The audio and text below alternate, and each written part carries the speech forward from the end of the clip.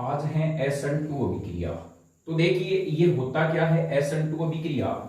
तो सबसे पहले यदि हम इसके बारे में बात करें परिभाषा में, परिभाषा यानी पहला जो पॉइंट SN1 अभिक्रिया, यदि हम ऐसे भी लगा सकते हैं SN1 अभिक्रिया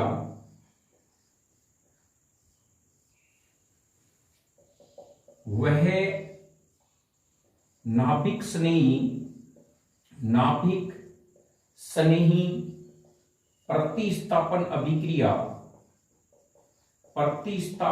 अभिक्रिया जिसमें अभिक्रिया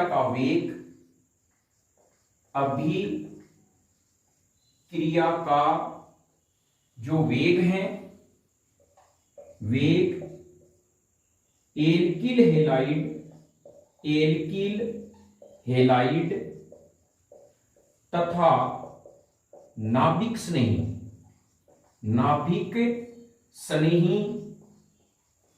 की सांद्रता पर निर्भर करता है। यानी इन दोनों की सांद्रता पे निर्भर करता है। और SN1 में क्या होगा, जब यानी अभिक्रिया का वेग केवल एल्किल हैलाइड की सांद्रता पे निर्भर करेगा, उसे हम SN1 अभिक्रिया कहेंगे। और जब अभिक्रिया का वेग, यानी हम ऐसे भी लिख सकते हैं, अभिक्रिया का जो वेग है वो डिपेंड किस पे होता है, Rx के समानुपाती व नाभिक स्नेही के जो है वो समानुपाती होता है। तो यहां ध्यान रखिए अभिक्रिया का वेग यानी वो दो चीजों पे निर्भर करता है, एक एल्किल हैलाइड की सांद्रता पर, एक नाभिक स्नेही की सांद्रता पर। तो इसे SN1 अभिक्रिया कहा जाता है, SN2 अभिक्रिया कहा जाता है। SN1 में केवल एल्किल हैलाइड की सांद्रता पे निर्भर करता है। तो पहला कंसेप्ट आपका ये क्लियर हो गया होगा। दूसरे कंसेप्ट के बारे में हम देखते हैं। दूसरा पॉइंट क्या होता है कि ये कौन से एल्किल हैलाइड SN1 अभिक्रिया देते हैं। तो यहां पर थोड़ा सा ध्यान रखें, प्राथमिक एल्किल हैलाइड, दूसरा जो बिंदु आएगा वो है केवल प्राथमिक एल्किल हैलाइड SN2 अभिक्रिया देते हैं। यानी जिसमें क्यों देते हैं इसका हम आगे भी कारण रखेंगे। प्राथमिक एल्किल हैलाइड है वो SN2 अभिक्रिया देते हैं, तृतीयक एल्किल हैलाइड SN1 अभिक्रिया देते हैं। तीसरा है एल्किल हैलाइड की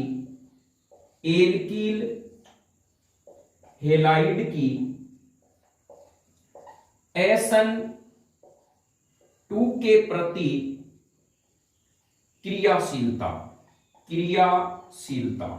यानी कौन सा ज्यादा तेजी से SN2 अभिक्रिया देगा, ये बहुत ही महत्वपूर्ण प्रश्न है। तो हम यहां पे कह सकते हैं कि जो मेरे पास में तृतीयक एल्किल हैलाइड है, तृतीयक एल्किल हैलाइड, उसके बाद में द्वितीयक एल्किल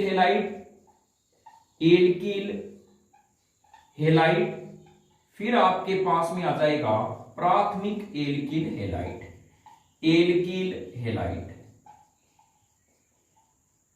ये क्यों देते हैं इसका कारण हम कह सकते हैं, इधर से इधर चलते हैं तो त्रिविमीय विन्यास में, आगे हम इसका डिस्कस भी करेंगे। त्रिविमीय विन्यास में बहुधा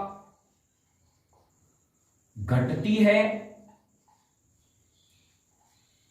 SN1 के प्रति क्रियाशीलता बढ़ती है। तो यह आप कंसेप्ट समझ गए होंगे कि प्राथमिक एल्किल हैलाइड SN2 अभिक्रिया तेजी से क्यों देते हैं, SN1 और तृतीयक एल्किल हैलाइड है वो धीमी गति से क्यों देते हैं, इसका कारण आएगा त्रिविमीय विन्यास में बाधा। अभी आप पॉइंट लिखते चले, फिर हम अंतर समझेंगे, फिर इनके कंसेप्ट पे चलेंगे। तो ये केवल प्राथमिक एल्किल हैलाइड SN2 अभिक्रिया देते हैं। अब नेक्स्ट हमारे पास में पॉइंट आता है, यह अभिक्रिया एक ही पदों में होती है। तो ध्यान रखें, जो चौथा पॉइंट है हमारा, यह अभिक्रिया अर्थात SN1 अभिक्रिया एक ही पद में होती है, एक ही पद में होती है।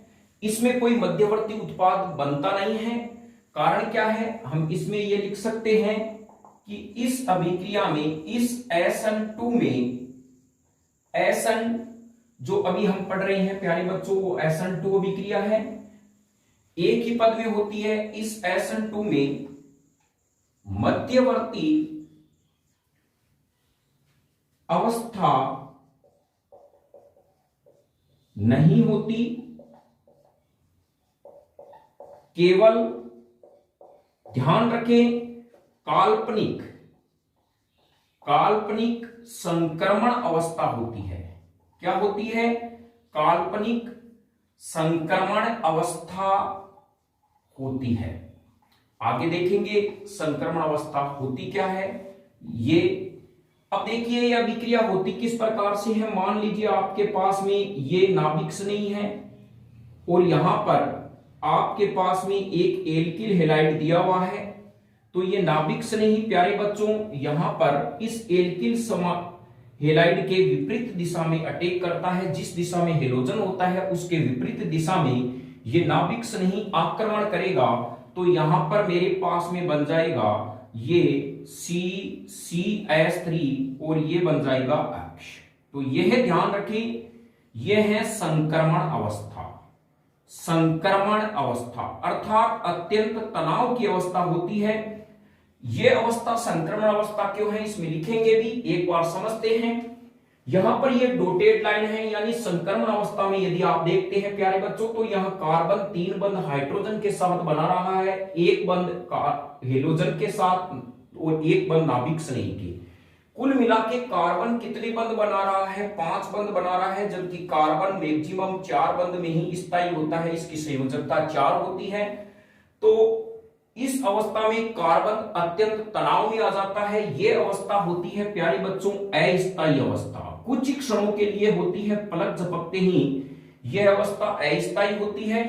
तो फिर क्या हो जाता है कि इस कंडीशन में इस हेलोजन को बाहर निकलना पड़ता है और हेलोजन जैसे ही प्यारे बच्चों बाहर निकलेगा तो ये मेरे पास में क्या बन जाता है? उत्पाद बन जाता है। ये क्या बन जाएगा? उत्पाद बनता है।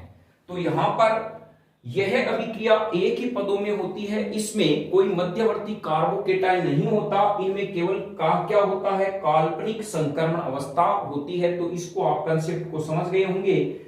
अब हम इसी पार्ट में यदि आपको पूछा जाए प्रश्न संक्रमण अवस्था है क्या, तब आप समझा सकते हो, अन्यथा SN2 के बारे में विशेषता लिखी है तो आप सीधी इनकी विशेषता ही लिख देना। अब नेक्स्ट हम बात करते हैं संक्रमण अवस्था, क्योंकि पॉइंट के साथ हमारा कंसेप्ट क्लियर होना भी जरूरी है। NCERT इसी बेस पे काम कर रही है और NCERT में ये टॉपिक भी दिया हुआ है संक्रमण अवस्था क्या है। तो देखिए हम कह सकते हैं हमारा पॉइंट है संक्रमण अवस्था। संक्रमण अवस्था में होता क्या है? यह एक उत्तेजित अवस्था होती है। विशेषता अत्यंत उत्तेजित अस्थायी अवस्था, और क्या होती है? यह अवस्था बहुत ही कम समय काल्पनिक अवस्था होती है। तो संक्रमण अवस्था में हम कहेंगे वह अवस्था जिसमें कार्बन की संयोजकता 5 होती है,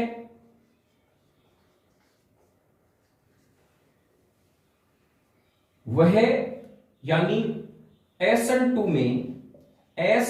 में वह अवस्था जिसमें कार्बन की संयोजकता 5 होती है, जिससे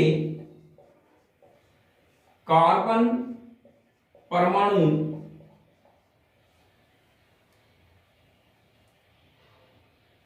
अस्थायी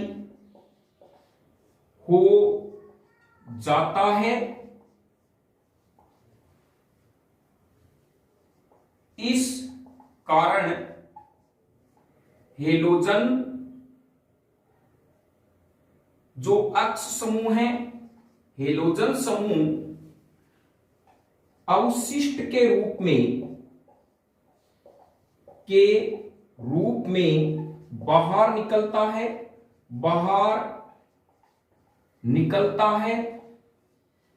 तथा उत्पाद बनता है। तो यहां पर हम कहेंगे ये जो हेलोजन समूह है प्यारे बच्चों, वो क्या होता है, अवशिष्ट के रूप में बाहर निकल जाता है और उत्पाद बनता है। आप कहोगे कि ये जो अवस्था है उसमें आखिर हम एक फैक्ट भी डाल सकते हैं नोट लगाकर। इस अवस्था में ना तो नाभिक स्नेही कार्बन के साथ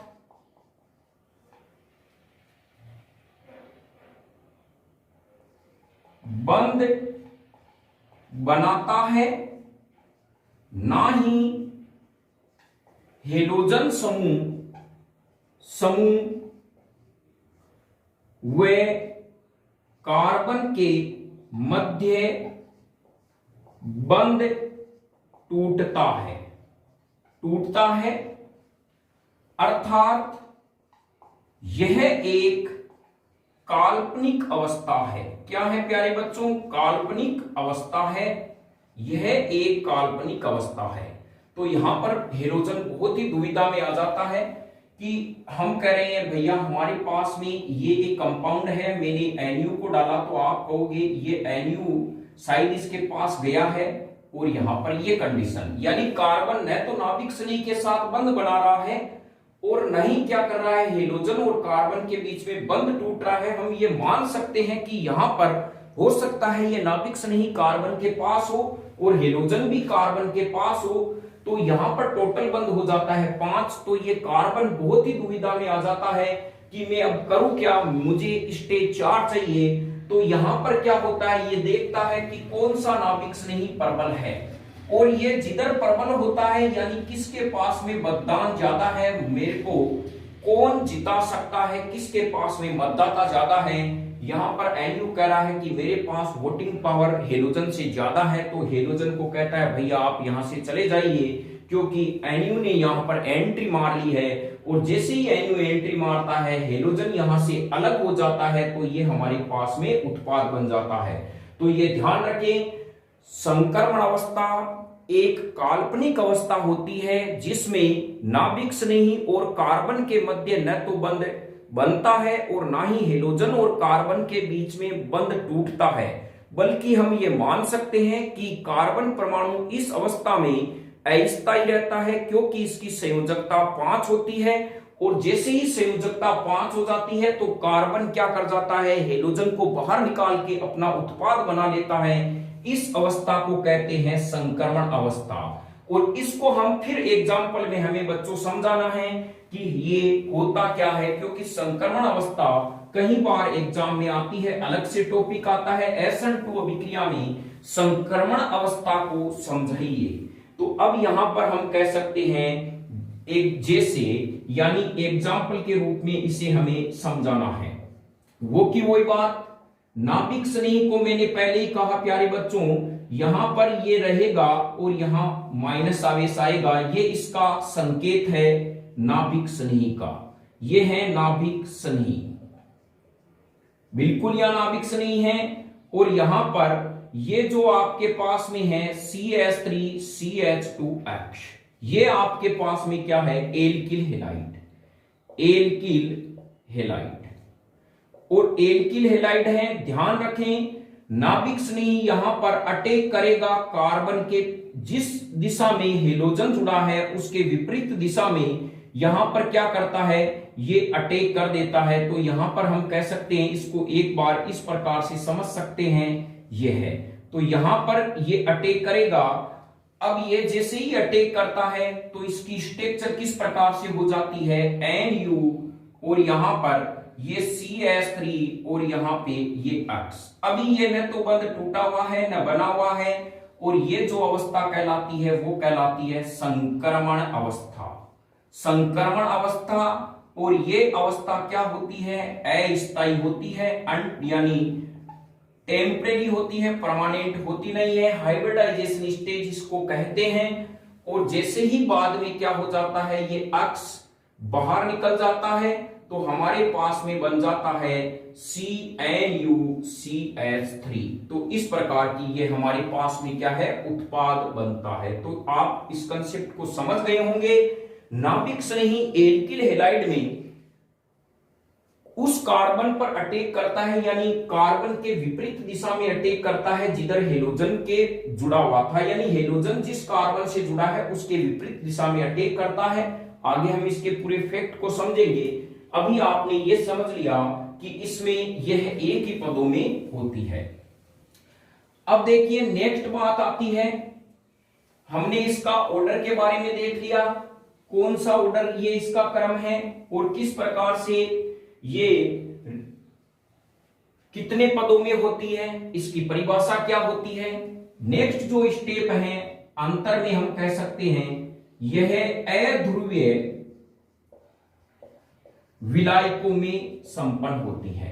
अध्रुवीय विलायक में संपन्न होती है, संपन्न होती है। तो प्यारे बच्चों यहां पर यह भी आप कंसेप्ट ध्यान रखें। SN1 अभिक्रिया ध्रुवीय विलायकों में होती है, यह अध्रुवीय विलायकों में SN2 अभिक्रिया क्या है, संपन्न होती है। नेक्स्ट यहां पर हम कह सकते हैं इसमें विन्यास का रेशमीकरण नहीं होता है।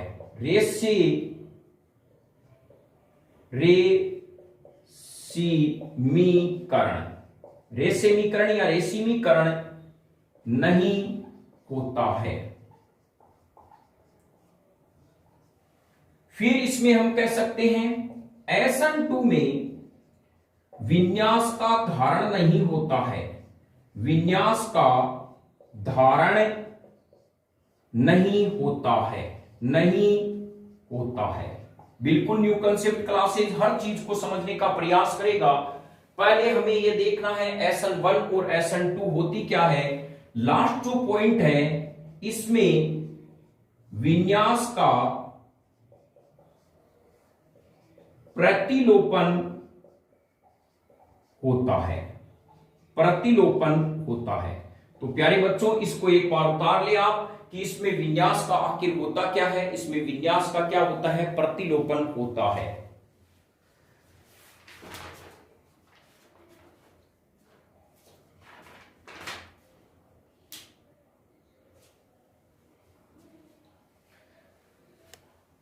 अब नेक्स्ट हम आगे चर्चा करते हैं विन्यास का प्रतिलोपन क्या है। तो देखिए विन्यास का प्रतिलोपन, विन्यास का प्रतिलोपन, प्रतिलोपन का मतलब होता है विपरीत, विपरीत। अर्थात SN2 अभिक्रिया में नाभिक स्नेही हेलोजन से जुड़े उस कार्बन के विपरीत दिशा में आक्रमण करता है, यानी उस हेलोजन के विपरीत दिशा में जुड़ता है, इसे विन्यास का प्रतिलोपन कहते हैं। सपोज कीजिए मेरे पास में यहां पर एक कोई समूह है X, आपको कहे बताओ नाभिक स्नेही कहां जुड़ेगा, आप कहोगे यहां जुड़ेगा। तो देखिए बनने वाले उत्पाद में नाभिक स्नेही उधर होगा जिधर हेलोजन परमाणु रहता है, उसके विपरीत दिशा में है, तो इसे विन्यास का प्रतिलोपन कहते हैं। मान लीजिए यहां पर MX इधर है तो नाभिक स्नेही इधर जुड़ेगा, यह उत्पाद बनाएगा। तो यहां पर हम कह सकते हैं SN2 अभिक्रिया में नाभिक स्नेही, यानी ये हमारा हो गया नाभिक स्नेही, SN2 अभिक्रिया में नाभिक स्नेही हेलोजन के विपरीत दिशा में जुड़कर जो उत्पाद बनाता है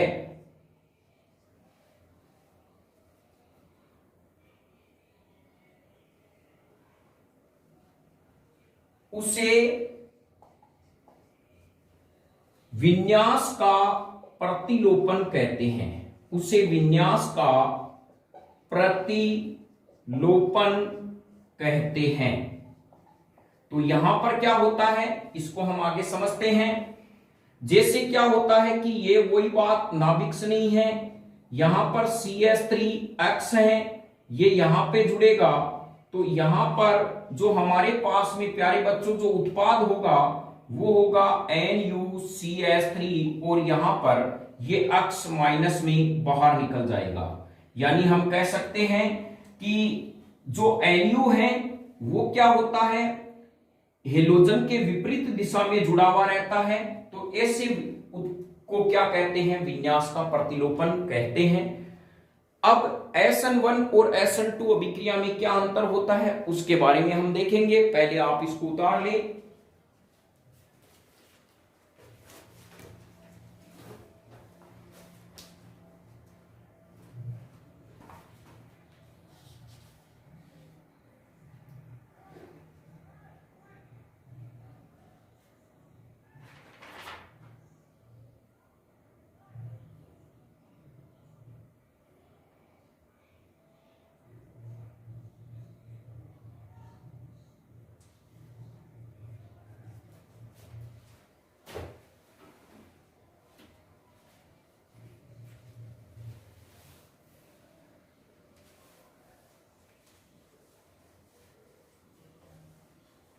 अब यहां पर एक प्रश्न है, बहुत ही महत्वपूर्ण प्रश्न है।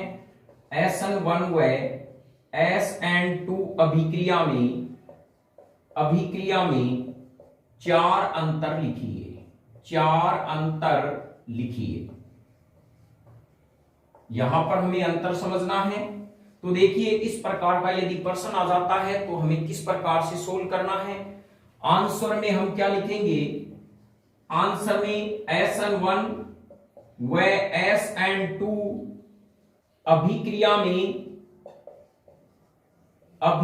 में निम्न अंतर है। निम्न अंतर है। तो देखिए प्यारे बच्चों अंतर होता क्या है उसके बारे में चार्ट बनाने हैं, डिफरेंस शीट बनानी है और इधर की तरफ आपको लिखना है SN1 अभिक्रिया और इधर SN2 अभिक्रिया। सबसे पहले विशेषता नंबर 1, इसमें अभिक्रिया का वेग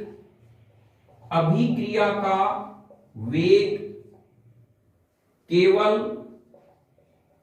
एल्किल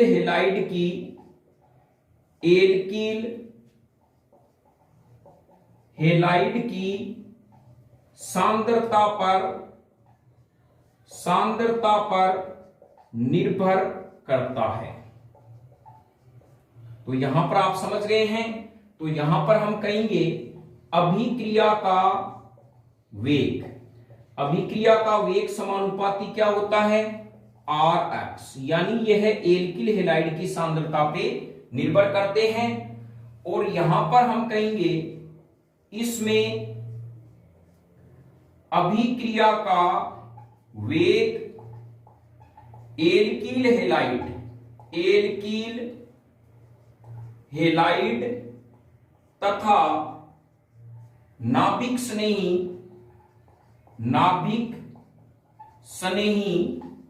दोनों की सांद्रता पर निर्भर करता है। दोनों की सांद्रता पे निर्भर करता है। तो अब हम कहेंगे कैसे, तो यहां कहेंगे अभिक्रिया का वेग समानुपाती Rx और यहां पे Nu। इस प्रकार से हमें इसको शो करना है। ध्यान रखें बच्चों, नाभिक स्नेही का जो संकेत होता है वो इस प्रकार से होता है। पहला अंतर हमने देख लिया। दूसरा क्या है अंतर, यह अभिक्रिया, दूसरे अंतर में यह अभिक्रिया केवल तृतीयक एल्कील हैलाइड देते हैं, तृतीयक एल्कील हैलाइड देते हैं। कौन सा देते हैं, तृतीयक एल्कील हैलाइड। और यह अभिक्रिया केवल प्राथमिक एल्कील हैलाइड देते हैं, एल्कील हैलाइड देते हैं, यानी तेजी से देते हैं। तीसरे अंतर में एल्कील हैलाइड की SN1 के प्रति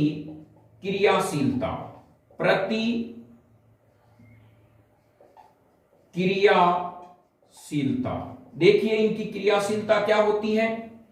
तो यहां पर हम कहेंगे तृतीयक एल्कील हैलाइड, प्राथमिक एल्कील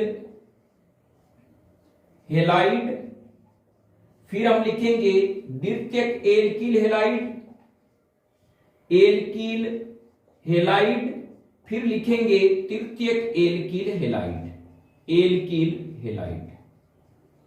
तो यहां पर हम कहेंगे इसका कारण क्या होता है प्यारे बच्चों, कार्बोकेटाइन का स्थायित्व बढ़ता है, यानी कार्बोकेटाइन का स्थायित्व बढ़ता है। SN1 के प्रति क्रियाशीलता बढ़ती है। तो यहां पर ये समझ गए होंगे। तीसरा जो इसमें अंतर लिखेंगे, एल्कील हैलाइड की SN2 के प्रति क्रियाशीलता, यहां पर यह कारण आ जाएगा जस्ट इसका उल्टा, तृतीयक एल्कील हैलाइड, तृतीयक एल्कील हैलाइड, फिर द्वितीयक एल्कील हैलाइड, एल्कील हैलाइड, फिर प्राथमिक एल्कील हैलाइड, एल्कील हैलाइड। अब यहां पर ध्यान देने योग्य बात है, त्रिविमीय विन्यास में बाधा, त्रिविमीय विन्यास में बाधा घटती है SN1 के SN2 के प्रति क्रियाशीलता बढ़ती है।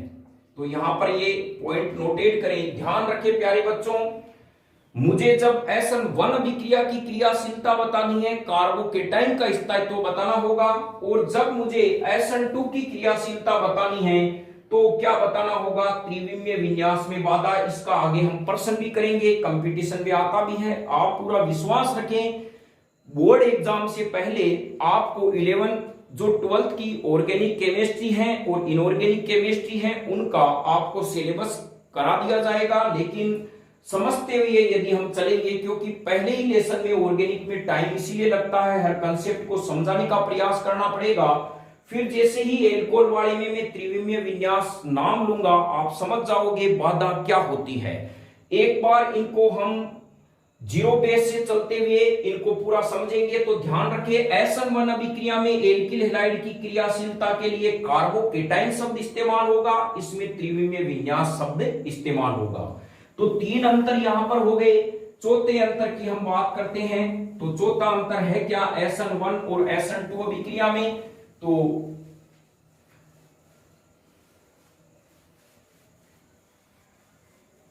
देखिए चौथा अंतर में हम कह सकते हैं SN1 में और SN2 में।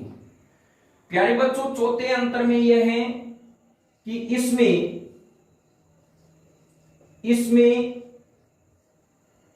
यानी यह अभिक्रिया दो पदों में होती है, दो पदों में होती है। कितने पदों में होती है? दो पदों में। और SN2 जो अभिक्रिया है, ये SN2 अभिक्रिया